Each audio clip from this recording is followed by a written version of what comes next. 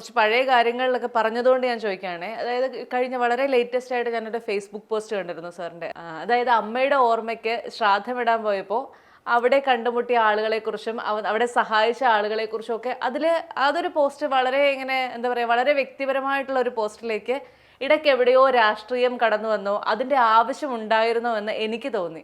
അതിന് ശരിക്കും ആ ഒരു പോസ്റ്റിൽ, അല്ലെങ്കിൽ നമ്മളെ ഒരാൾ സഹായിക്കാൻ വന്നു, അദ്ദേഹം അത് BJP കാരനായതുകൊണ്ടാണ് എന്നെ സഹായിച്ചത് എന്ന് ചിന്തിക്കേണ്ടതുണ്ടായിരുന്നു. തീർച്ചയായിട്ടും ഉണ്ടായിരുന്നല്ലോ. 16 വയസ്സിലേക്ക് അമ്മ നഷ്ടപ്പെട്ട ശ്രാദ്ധം കിട്ടുന്ന ഒരു പ്രത്യേക ഒരു സന്തോഷമാണ്. കാരണം അമ്മോട് ഞാൻ ആ ദിവസം പലപ്പോഴും സംസാരിക്കാറുണ്ട്, പലപ്പോഴും ഞാൻ അമ്മോട് സംസാരിക്കാറുണ്ട്. ആ ദിവസം പ്രത്യേകിച്ച് ഞാൻ സംസാരിക്കാറുണ്ട് ആ ശ്രാദ്ധം കിട്ടുന്ന കർമ്മം. അതിനുശേഷം ഞാനിപ്പോൾ ഈ നിങ്ങളുടെ പോസ്റ്റിൻ്റെ കാര്യം ഞാൻ പറയാം.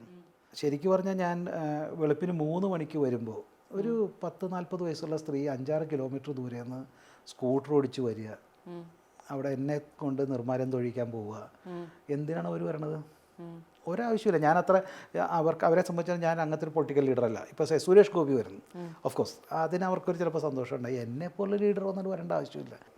തൃപ്രയാർ ശ്രീകൃഷ്ണസ്വാമി ക്ഷേത്രത്തിലെ പ്രസിഡൻ്റാണ് വരുന്നത്. ഞാൻ അതുകൊണ്ടാണ് ആ രാഷ്ട്രീയം എഴുതിയത്. അവർക്ക് ഞാൻ ഒരു BJP കാരനാണെന്നുള്ളത് മാത്രമല്ല, സാധാരണക്കാരെന്ന് അവർ വരേണ്ട ആവശ്യമില്ല. അവിടെ ക്ഷേത്രത്തിൻ്റെ ആൾക്കാരെ വിളിച്ചു നിർത്തുന്ന തൊഴിലാണ്. അത്ര സുഖകരമായ ദർശനമായിരുന്നു. സത്യം പറഞ്ഞാൽ എനിക്ക് എൻ്റെ സംഘ പാർട്ടി പ്രവർത്തനത്തിനിടയിൽ കിട്ടിയ ഒരു മഹാഭാഗ്യമായിട്ട് ഞാൻ കാണുന്നത്.